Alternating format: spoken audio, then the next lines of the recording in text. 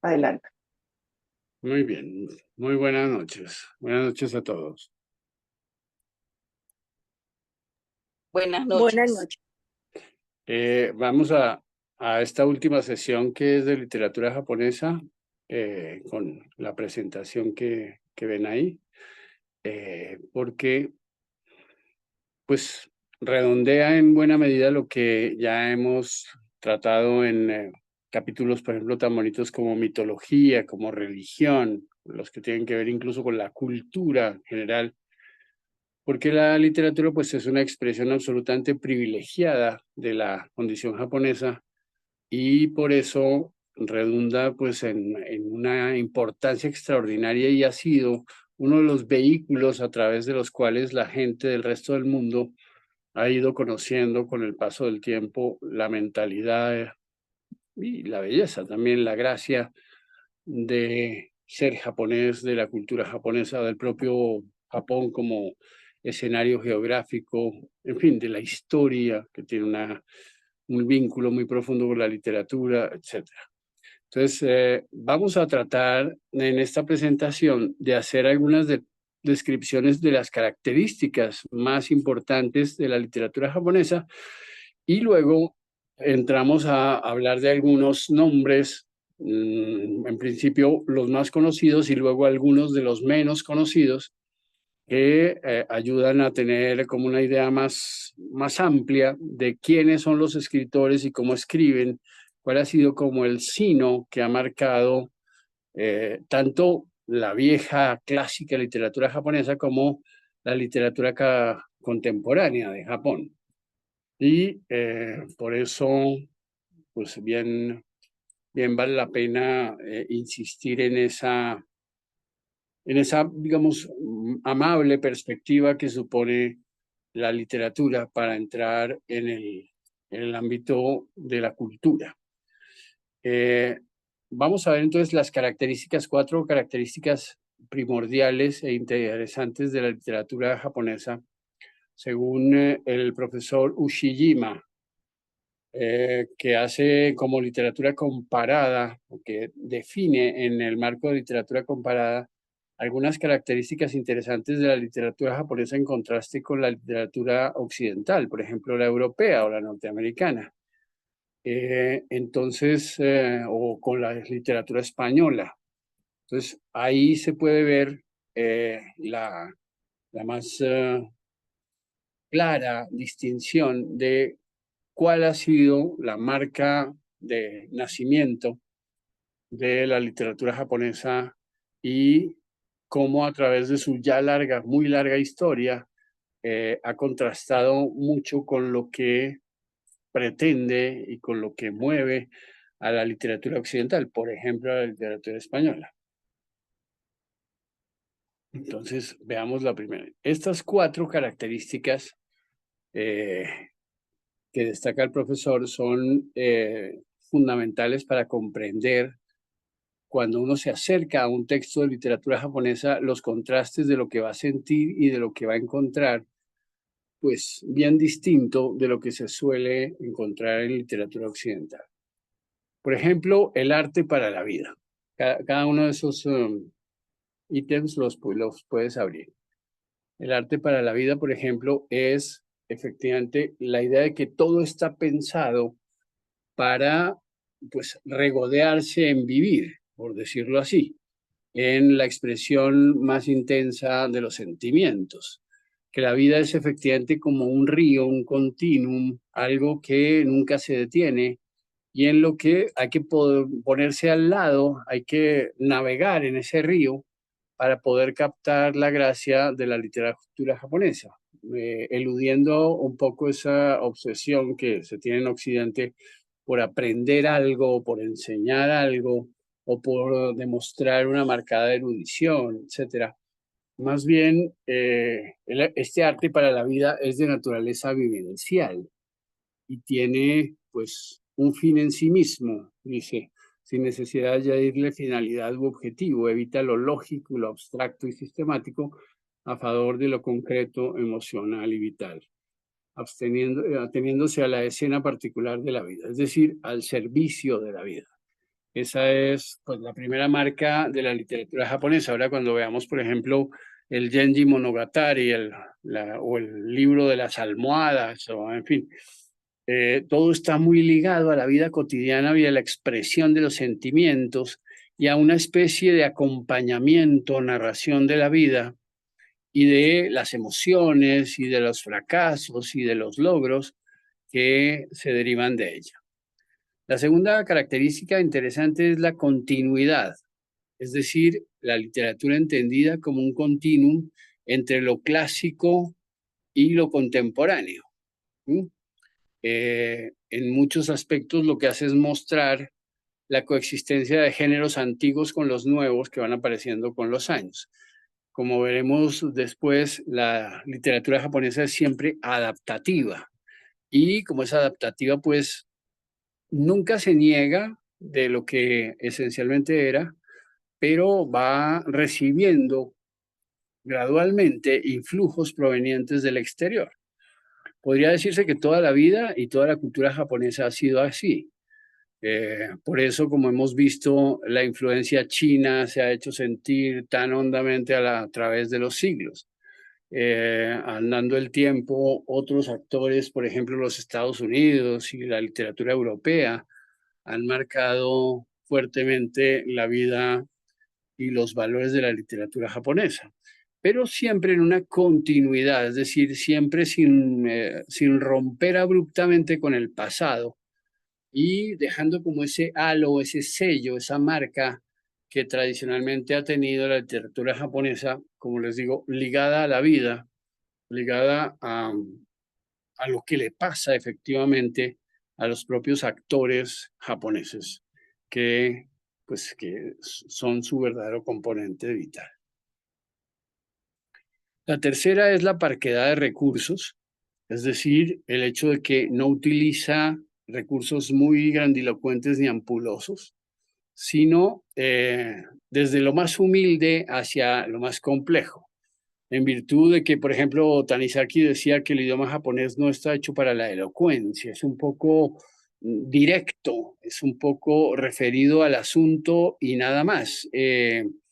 Incluso concreto, a veces descarnado e invasivo, razón por la cual a la literatura japonesa le falta, por decirlo así, esa hipocresía y esa pues vastedad de recursos que tiene, por ejemplo, la literatura francesa o la literatura española, inclusive, porque su estructura gramatical se ajusta mucho a cada escena particular de la vida. Cada frase está hecha para ser entendida en el momento y contexto en el que se pronuncia. En eso consiste propiamente la parquedad de recursos, es decir, el hecho de que con recursos básicos se hace, pues se va construyendo la belleza como ladrillo a ladrillo, sin una fuerza retórica ni un preciosismo del lenguaje como el que tienen otras lenguas. Y finalmente, la característica que mencionaba al comienzo, que es la capacidad de asimilación, es decir, el hecho de que va involucrando a lo largo del tiempo elementos que provienen de otras literaturas y de otras estéticas y de otras visiones del mundo. Los japoneses, en virtud de su condición insular durante muchos siglos, estuvieron cerrados literalmente a los influjos externos. Pero esa cerrazón ha ido terminando y se manifiesta a través de la capacidad de asimilación de elementos nuevos. Y efectivamente estos elementos nuevos han sido capaces de darle una gracia especial, nueva y contundente, sin la cual no habría sido posible pues conocerse ni darse a conocer. En este sentido, pues Murasaki Shikibu era muy japonesa y tenía solo los recursos japoneses, eh, y Haruki Murakami es pues un escritor híbrido, casi ecléctico, que ha recibido una profunda y profusa influencia del mundo contemporáneo. Entonces, en eso consiste la capacidad de asimilación. Estas cuatro son, digamos, las características formales para entrar en el universo de la literatura japonesa. Y entremos entonces con la que probablemente es digamos, la mayor y la más antigua novelista que hay en el mundo, Murasaki Shikibu, que vivió casi 100 años entre el año 918 y el año 1016.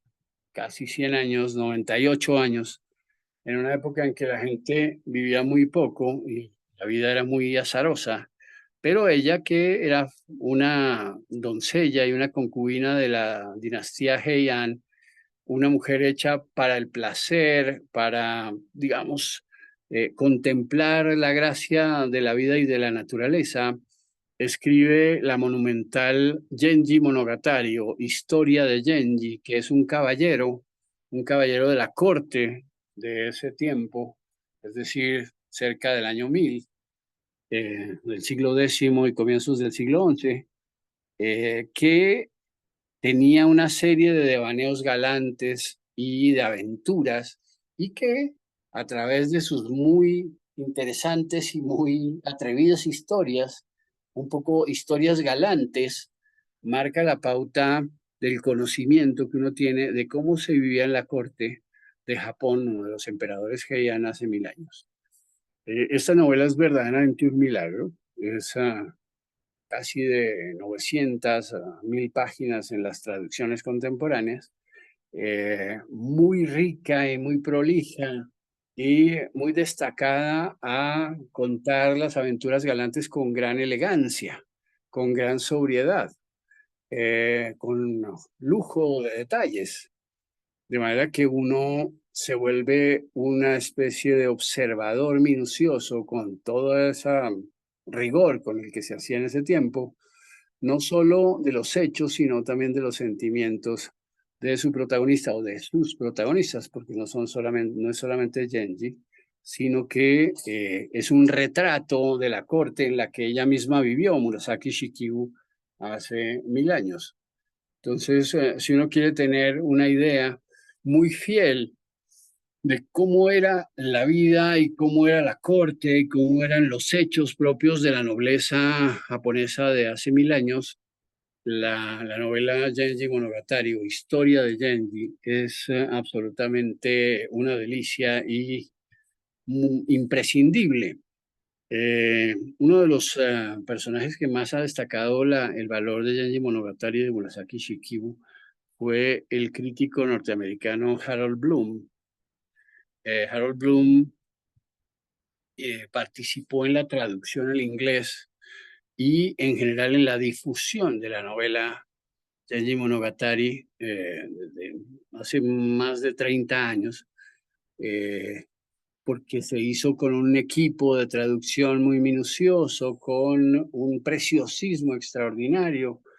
E incluso hasta hace también unos 8 años, creo, 9 años, se terminó la traducción española, que también está hecha con mucho cuidado, mucho rigor, de la novela Genji Monogatari. Luego, si alguien va a viajar a Japón y le ofrecen por lo menos un video, una semblanza general de esta novela, creo yo que es una manera muy bella, muy adecuada, muy pertinente de entrar en la literatura japonesa.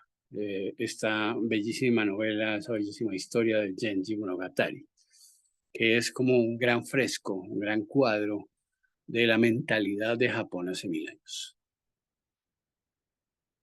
Ese es el primer clásico. Vean ustedes algunas de las frases que eh, eh, están en la novela. Envíame palabras a través de las ocas salvajes que vuelan al norte, tan seguido como ellas volando pasan nubes. Mientras observo los descendentes cielos nublados para siempre, cómo es que ellos llueven lágrimas de amor. Es inútil, dicen que a veces uno se ahoga en el desengaño. Pues bien, resígnate tras haber saltado al abismo de mi afecto. No sabiendo dónde ponerme ni qué hacer, continúo existiendo a pesar del desánimo. Tiene mucho de emoción, digamos, el tráfico desenfrenado de las emociones, de la dicha más intensa al desengaño, a la tristeza, a la melancolía, a la soledad, eh, pues como pasiones fundamentales a través de las cuales se da a conocer pues, la vida y la literatura. En este caso, de un personaje tan misterioso, tan lleno de matices como es Genji. Muy bien. Pasando un poco ya al siglo XIX y XX, aparece un extraordinario escritor llamado Junichiro Tanizaki. Ustedes saben que los japoneses tienen la costumbre de poner primero el apellido y luego el nombre, pero en realidad, pues traducido al mundo occidental se llamaría Junichiro Tanizaki, que vivió entre 1886 y 1965. También una vida bastante larga. Tanizaki es muy famoso por la crudeza extraordinaria de sus novelas y de sus cuentos, y también es muy famoso por el haber escrito El elogio de la sombra. Ya habíamos hablado en cierto momento de este famoso ensayo, sobre todo en lo que tiene que ver con el arte japonés, con el diseño de los paisajes, etcétera. Porque Yukishiro Tanizaki, a través del elogio de la sombra, nos muestra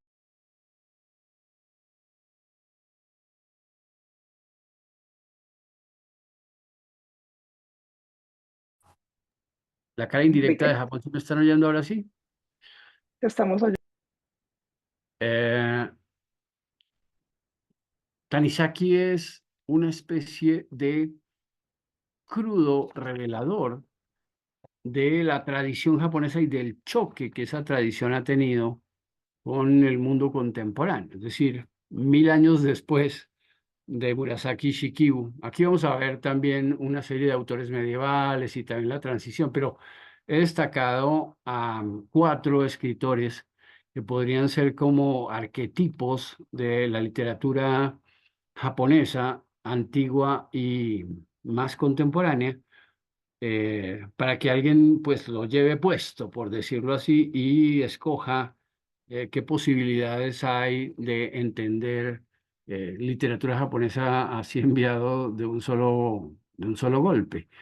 El elogio de la sombra es un bello ensayo. Dice más o menos que los japoneses tienen una idea imperfecta de la belleza o una manera de involucrar lo imperfecto de la naturaleza en una búsqueda que por demás en otros continentes y en otros ámbitos es de una armonía perfecta.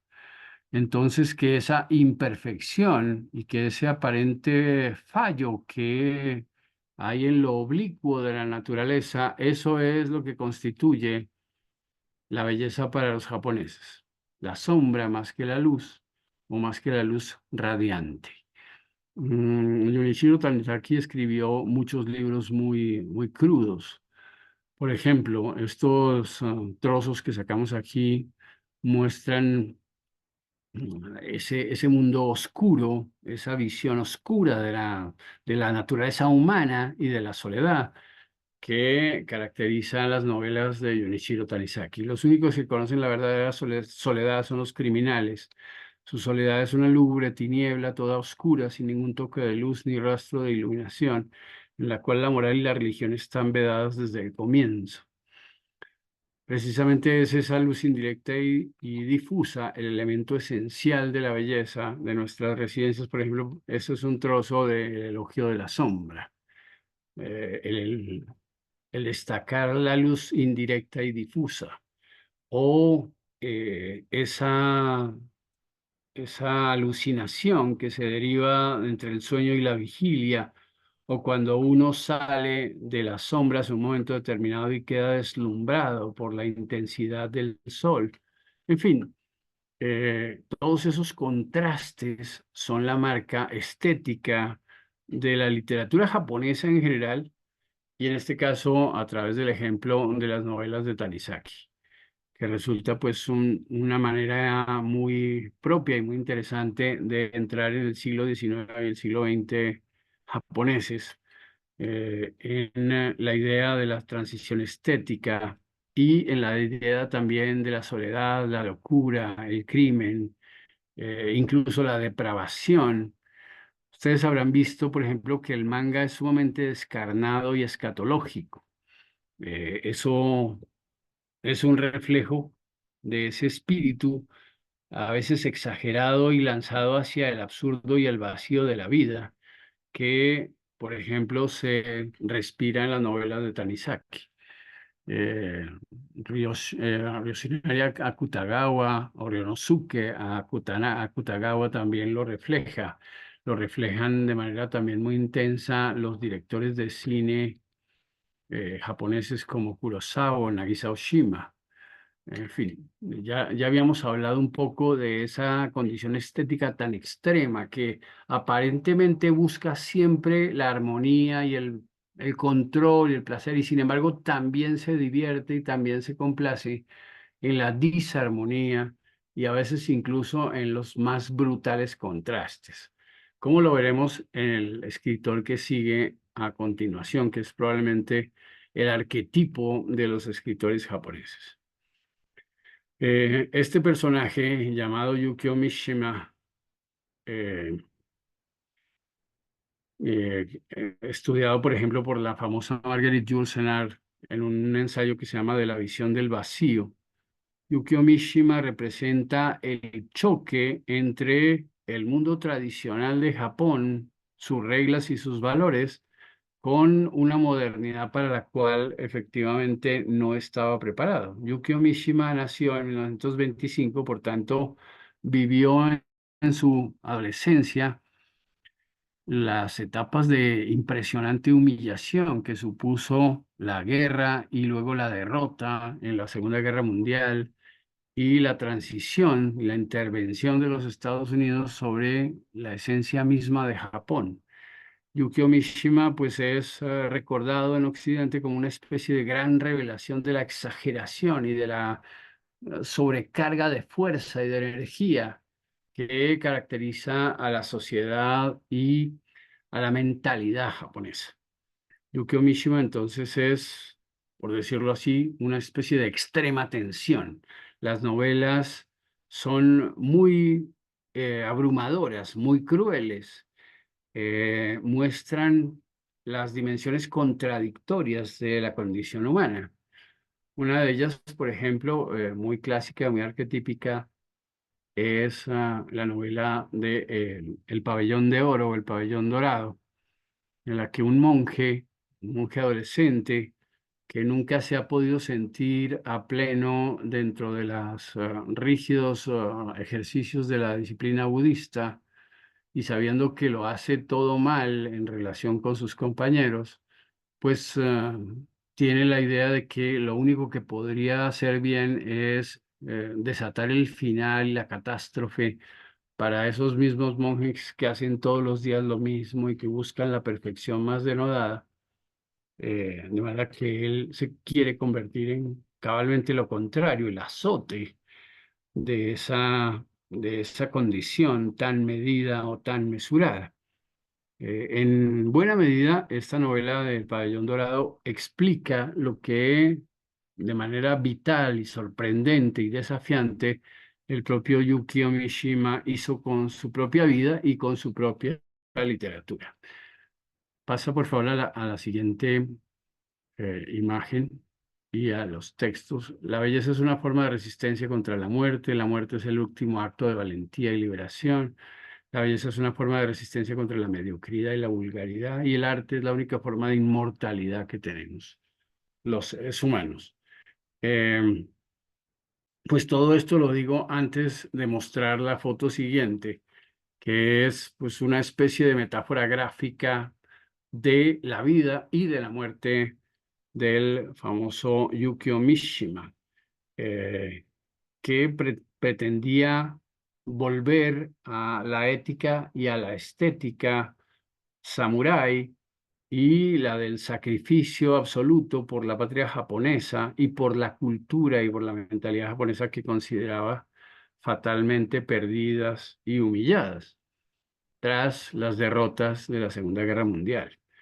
Entonces es así como el propio Yukio Mishima, a los 45 años de edad, comete seppuku, es decir, hace harakiri públicamente y frente a unos generales del ejército japonés, y se suicida junto con un compañero evocando las formas de acción y de afirmación tan radicales de un pasado que consideraba ineluctablemente muerto. Y por eso las novelas de Mishima son en verdad una gran experiencia, límite contra la muerte, contra, por decirlo así, la tentación de la vulgaridad y el allanarse y arrellanarse en una especie de mediocridad aceptada y colectiva.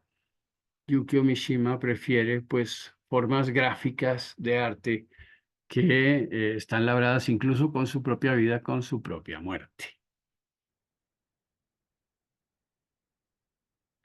Eh, el otro escritor que presentamos aquí como arquetipo de la vida y la mentalidad japonesa es Haruki Murakami, nacido en 1949.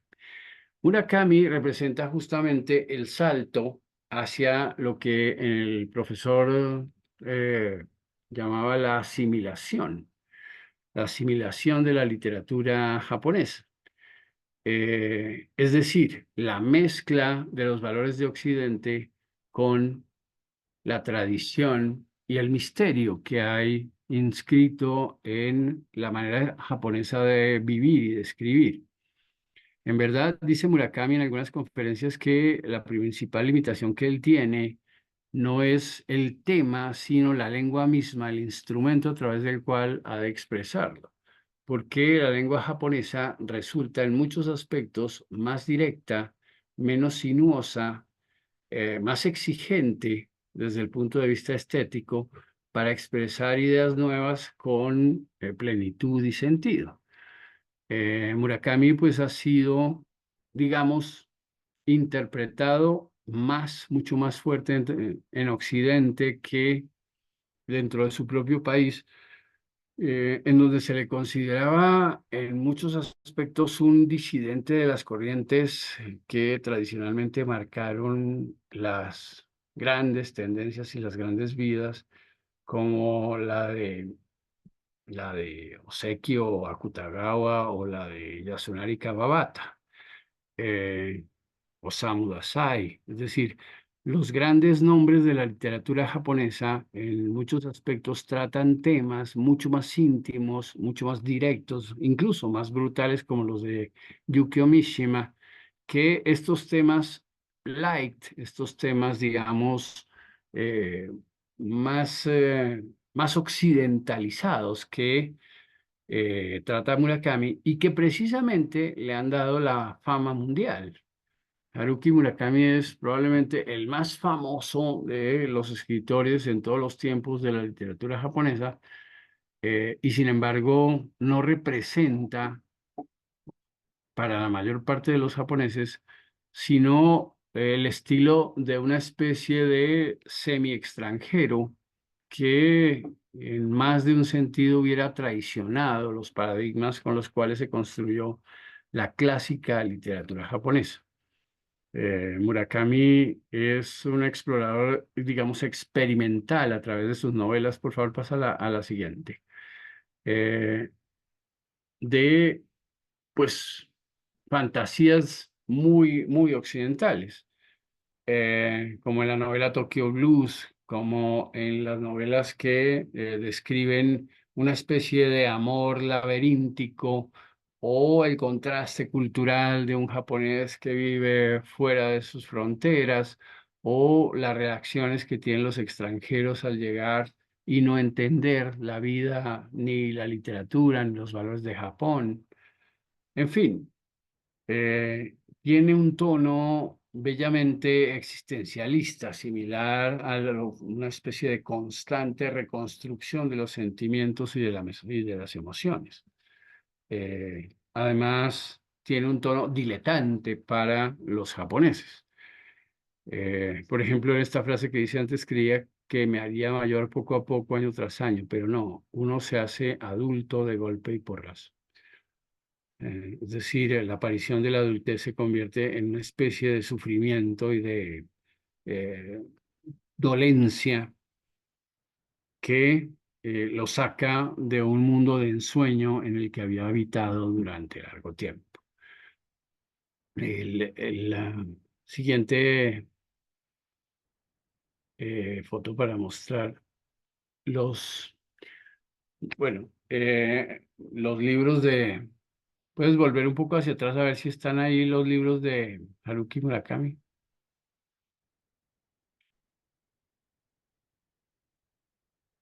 ¿Dónde están?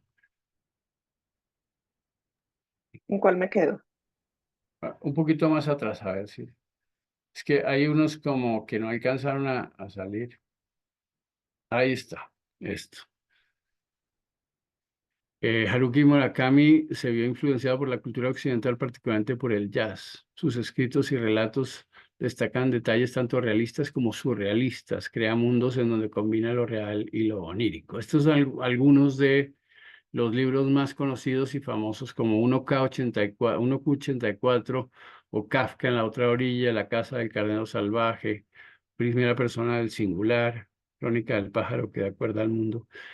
Ya los títulos y los contenidos de estas novelas son mucho más compatibles con títulos y autores propios de la literatura occidental, solo que pues tienen la carga japonesa.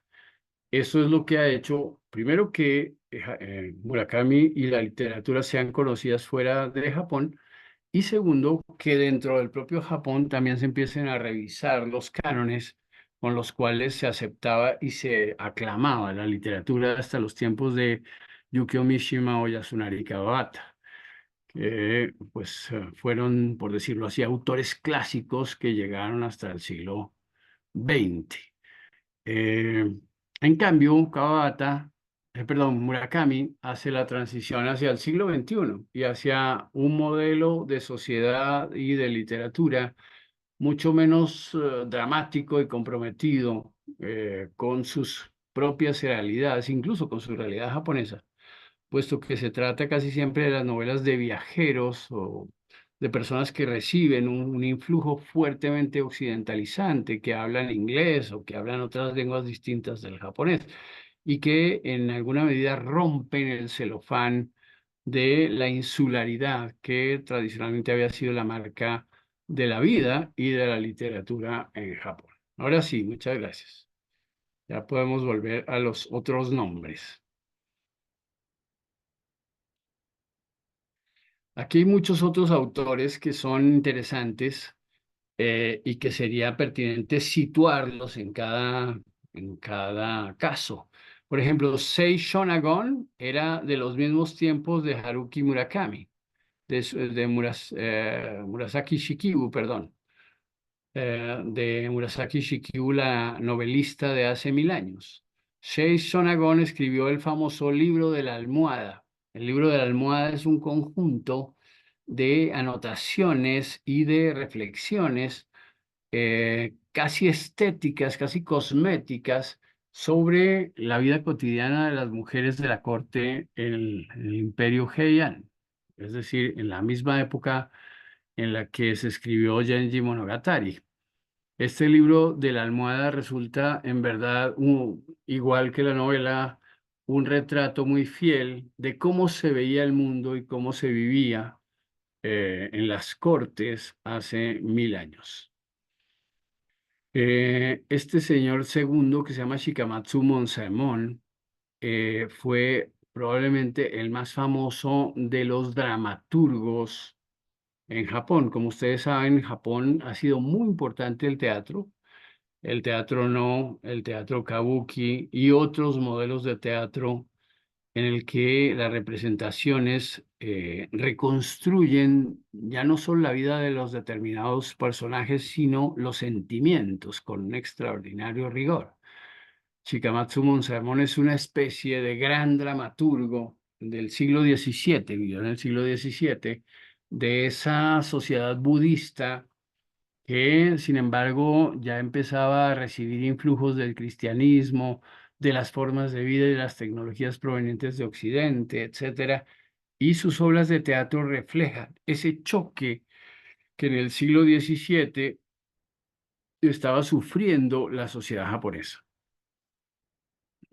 Kamo no Shomei es un continuador también de esa misma tradición del teatro, pero digamos, de la narrativa menor sobre los tiempos en los que en las cortes se practicaban los más descarnados placeres, ¿no?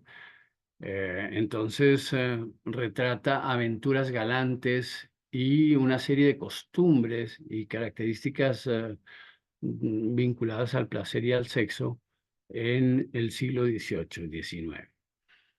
El gran poeta Matsuo Basho es el maestro universal del haiku, en este caso el haiku japonés.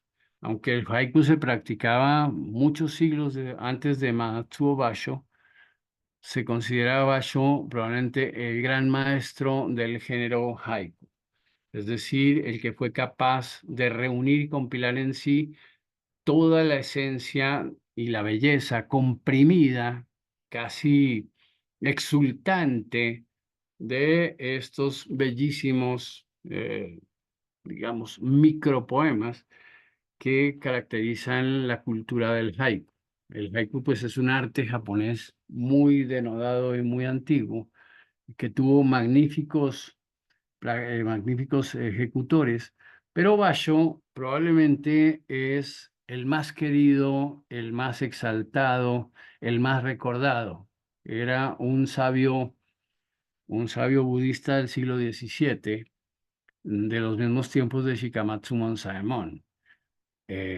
Basho tiene una muy bella visión, no solo de la naturaleza, de la que saca prácticamente todos sus haiku, sino del sentido del viaje, del movimiento, porque era una especie de filósofo o de poeta vagabundo, de pensador, digamos, fuertemente vinculado al espíritu de los kami, a esa exaltación de la sutileza y de la sutil belleza de la naturaleza.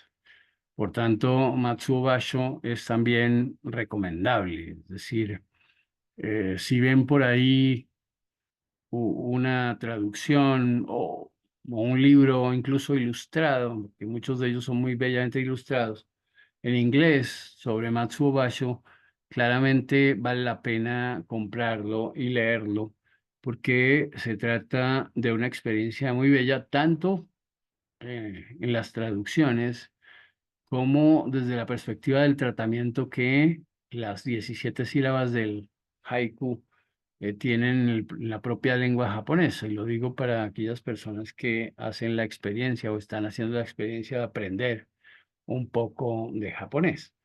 En este sentido, Basho podría ser, y los haiku de Basho podrían ser una materia prima muy bella de aprendizaje.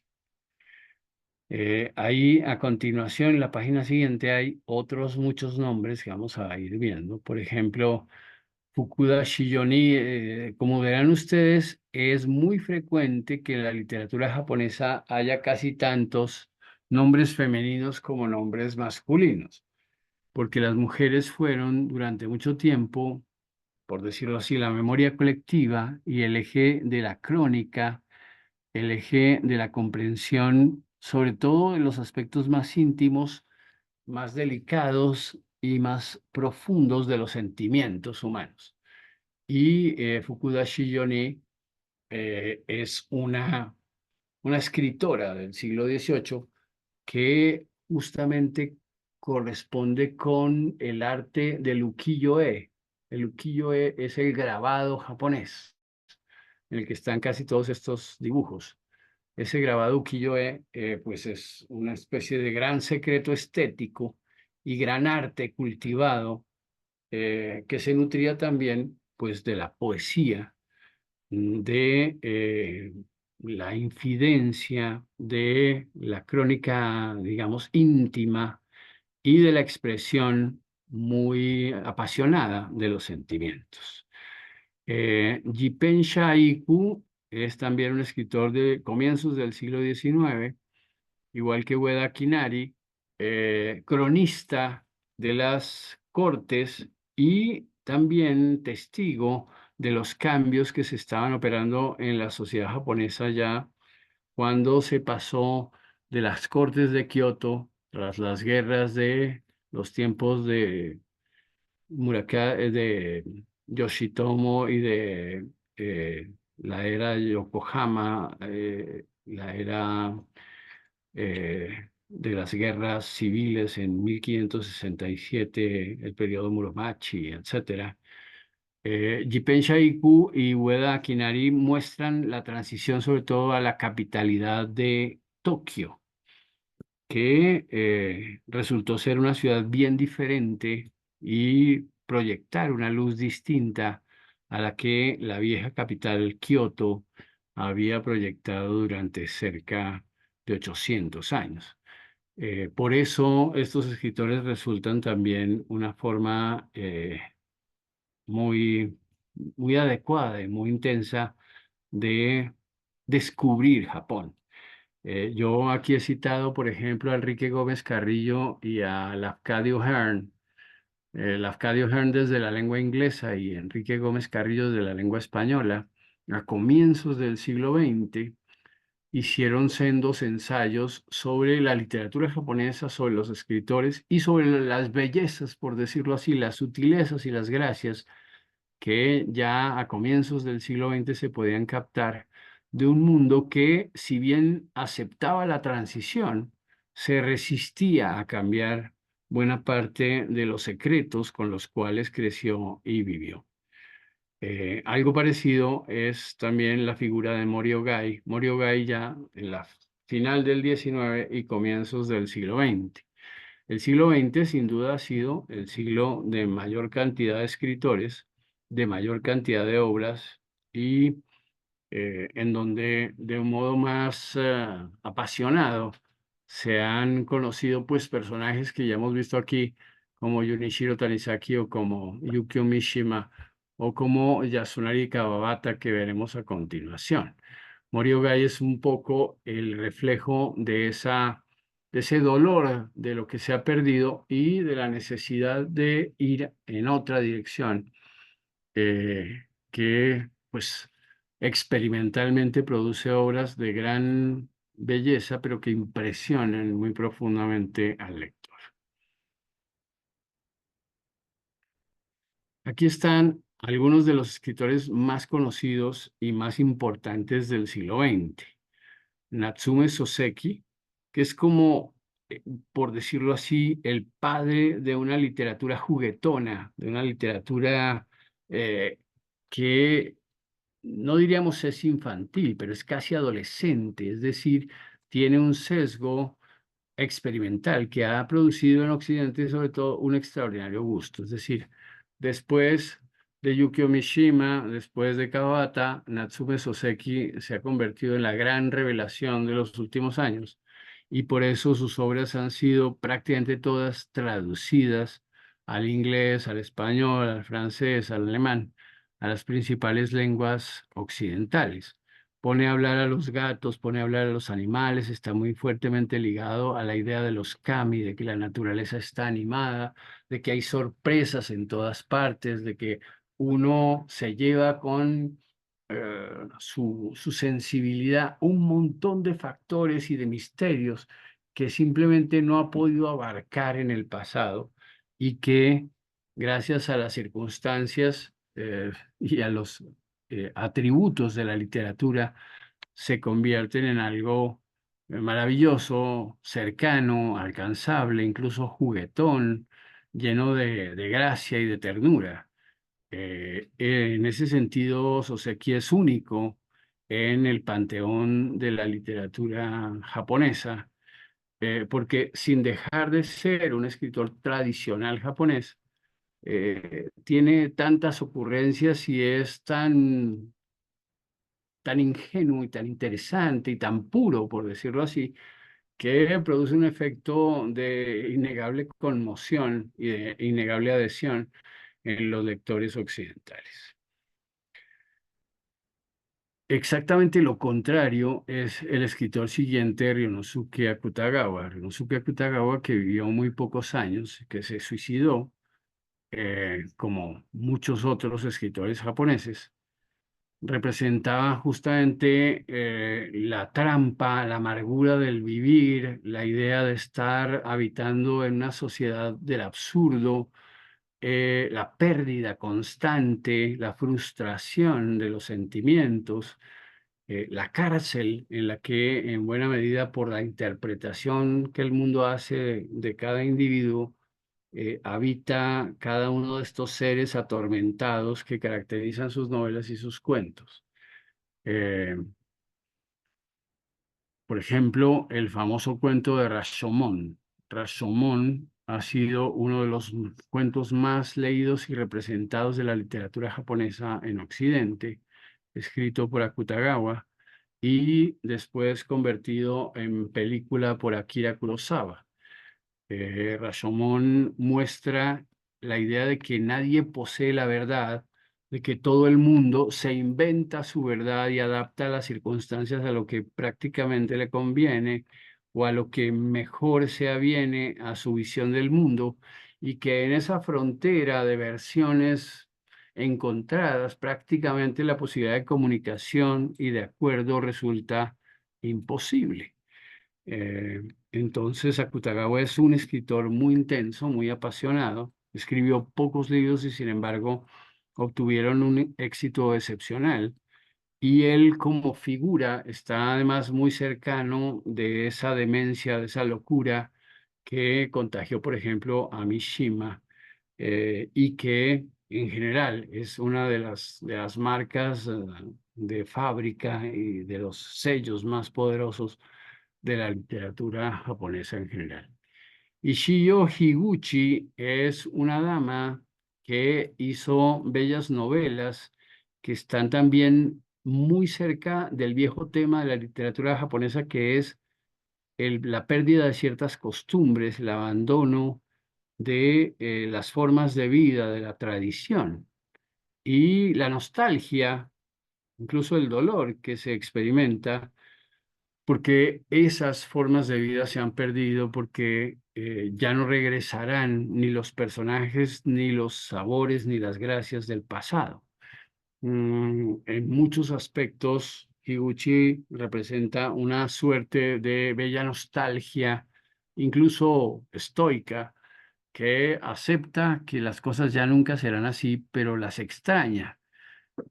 Y por eso Higuchi también es otro nombre que Ichiyo Higuchi, que sería interesante explorar.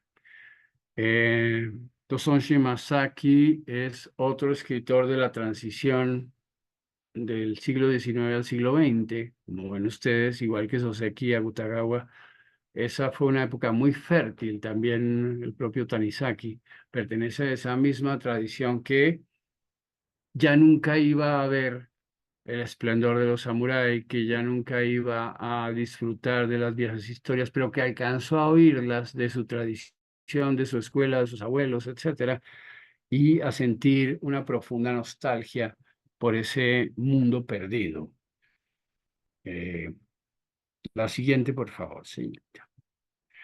Aquí están otros escritores más contemporáneos. Me detengo particularmente en uno de los más famosos escritores japoneses, que además fue premio Nobel en el año 68, Yasunari Kawabata. Yasunari Kawabata era una persona muy flaca y muy frágil, dotado de una sensibilidad extraordinaria para los pequeños detalles y las pequeñas historias, casi incluso las anécdotas, lo que algunos llaman la microliteratura, eh, para retratar en historias muy breves a personajes, a momentos, a asuntos que conmovieron profundamente al Japón de finales del XIX, comienzos del siglo XX.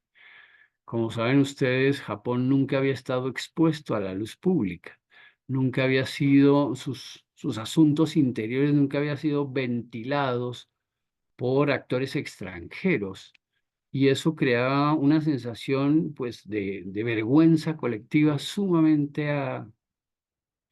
dolorosa y sumamente intensa. Recuerdo, por ejemplo, pues la novela por excelencia de Kawabata que se llama Lo Bello y lo Triste, en la que las historias de amor y la idea de quedar en ridículo a pesar del amor sincero, pues resultan en buena medida inevitables. Hay otra bellísima novela que se llama Yukiguni, El País de Nieve, de Kawabata, y otras muy breves que se llaman Historias en la palma de la mano. Realmente es una muy interesante y profunda experiencia leer a Kawabata, por la delicadeza, por la gracia, por la pertinencia de sus historias con respecto al esfuerzo constante que hace la especie humana por aclararse sus sentimientos.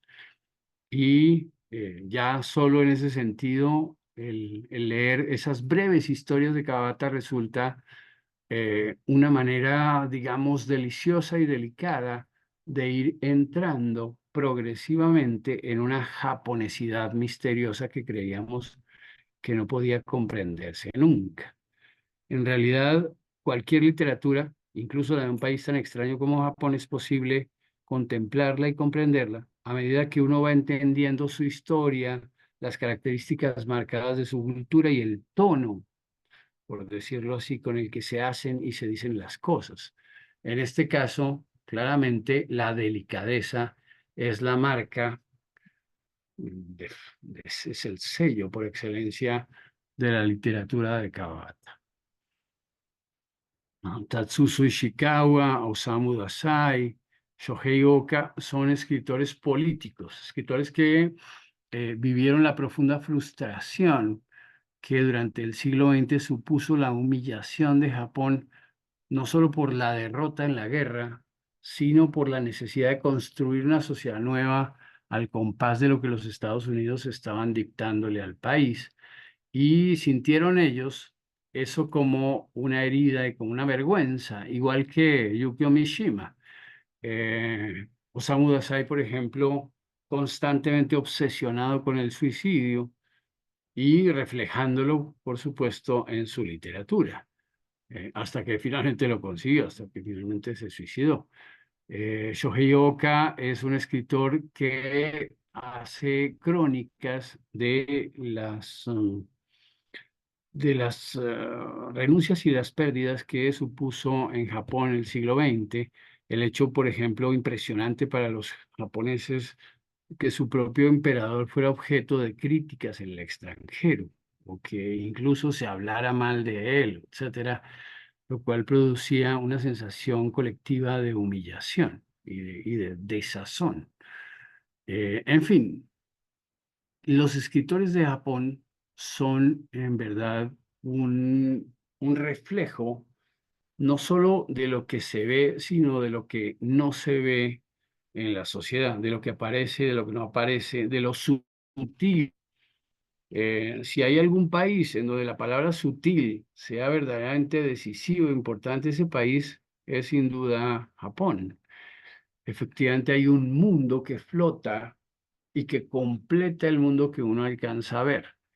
La experiencia de estar en Japón, la bruma, la naturaleza, la sombra de los árboles y de los bosques, los animales, en fin, todo está saturado de una especie de vuelo como de aves, de, de grullas, como el paso de las grullas, por ejemplo, que también es el nombre de un bello libro de Kawabata. Que marcan con su estilo, con su gracia, una suerte de completud y de intensidad que nosotros no conocemos en un país como el nuestro. Por decirlo así, en Colombia la experiencia de rotundidad que hay en todo hace muy difícil que se experimente esta especie de bruma y de gracia concomitante, epifánica o dada la epifanía que caracteriza al mundo japonés. Así es como por lo menos yo lo veo y lo interpreto. Esta es una semblanza general de algunos escritores japoneses que ustedes encontrarán en libros y en librerías. algunos más famosos y más legibles que otros, pero en verdad se trata de un país muy generoso que además tiene muchos otros nombres más allá de los que puse aquí, y que tiene escritoras y escritores contemporáneos que son muy conocidos, que marcan la pauta de una japonesidad, digamos, muy contemporánea.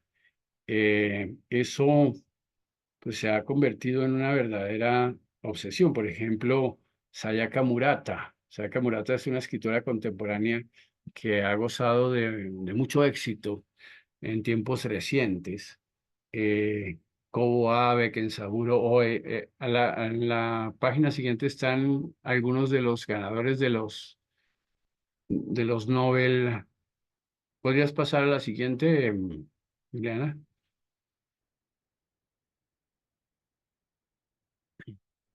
Kensaburo Oe, Kobo Abe y Sayaka Murata son escritores más contemporáneos.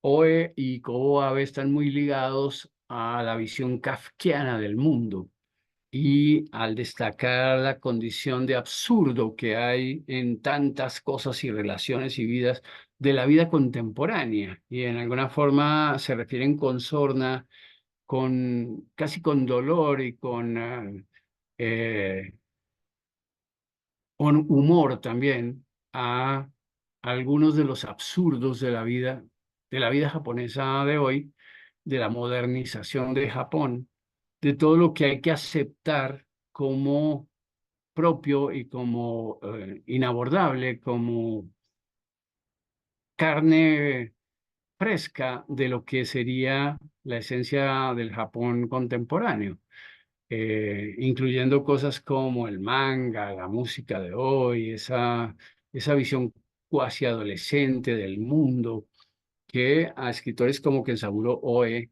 les impresionaba tanto porque lo veían como auténtica negación de lo que ellos habían conocido en sus años de formación. Kensaburo Oe y Kobo Abe han sido objeto de muchos estudios y mucha investigación literaria y de la crítica literaria en todo el mundo, especialmente en la lengua inglesa, la lengua francesa, sobre el papel del pueblo japonés en la historia, sobre la razón de ser de una sociedad que en buena medida se suicida, porque Japón, digamos que camina estoica y casi silenciosamente hacia, no sé si la disolución, sería muy exagerado decirlo, pero sí hacia una nación cabalmente menos importante, más pequeña y más envejecida. Ya es una de las más viejas del mundo y en el futuro no parece haber manera de detener ese tren que hará que en el 2050 y en el 2080 lo que hoy conocemos como Japón sea un recuerdo, puesto que quedará reducido a una realidad cabalmente inferior o menor que ese Japón que, digamos, orgullosamente terminó el siglo XX a pesar de sus derrotas y contradicciones. Algo similar refleja Sayaka Murata, una escritora mucho más contemporánea que tiene que ver con la experiencia de la mujer japonesa contemporánea y de su inserción tanto en la sociedad japonesa actual como en el mundo exterior, el mundo extranjero. Esas son las figuras más destacadas que se pueden mencionar aquí de literatura japonesa y que nos dan una pauta, pues, de qué leer, a quién oír, qué tipo de ensayos, de cuentos, de novelas, de obras de teatro, incluso de relatos, como el que les digo al comienzo, de la corte, nos llenan más de gracia, nos impactan más, nos conmueven más, porque al fin y al cabo la literatura japonesa está hecha para eso, para conmover, para revelar secretos de una sociedad que por demás en muchos aspectos es renuente a que se conozcan y se comprendan esos misterios. ¿Le alguna pregunta sobre esto? Sí, Enrique, yo tengo una. Em, Ay, no sale mi cámara.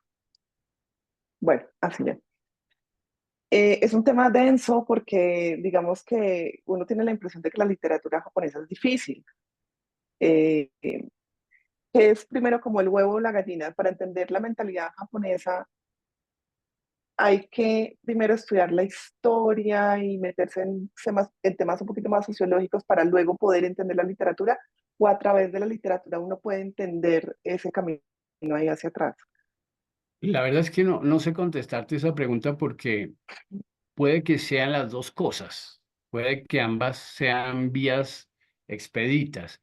Yo he llegado a la literatura después de la experiencia de la historia y de conocer y admirar el país a través de cuestiones como la religión, en fin, cosas que hasta muy gráficas como el origami, como todas esas prácticas, como el bunraku, como las artes, porque Japón es un país muy pródigo en el ámbito de las artes, en todos los aspectos. Y además porque la vida cotidiana también está, por decirlo así, convertida en arte, en más de un sentido. En ese orden de cosas, uno llega después a la literatura y empieza a ver si las imágenes que uno tiene y las versiones que uno tiene coinciden con lo que está diciendo, con lo que están diciendo los autores. Pero se sorprende, en verdad, no encuentra esa respuesta de manera inmediata. Como te digo, Soseki juega con las palabras y con los lectores. Kawabata los encanta y en cambio Yukio Mishima los sorprende, los violenta. O Yurichiro Tanizaki. Ryonosuke Akutagawa era también como una especie de Kafka del absurdo y de la imposibilidad de comunicación y del hecho de sentirse siempre atrapado y angustiado. Es decir, es una comunidad dramática de sentimientos en la que probablemente el lector, incluso el lector juicioso, se sienta abrumado, se sienta Ujú. como superado. Entonces, lo que yo recomiendo es ir a Japón, conocer Japón, tener una idea más honda y luego ir leyendo, pasando los años, los autores japoneses para que con la experiencia que uno tiene se vaya nutriendo más la comprensión que tiene de autores tan disímiles, porque efectivamente son muy disímiles. Puede experimentar desde lo más terrible, lo más cruel y lo más absurdo, como en Kensaburo Oe, hasta la dulzura de los relatos de la Genji Monogatari, la novela que comentamos al comienzo. Efectivamente, se trata de todas las cosas reunidas de la condición humana.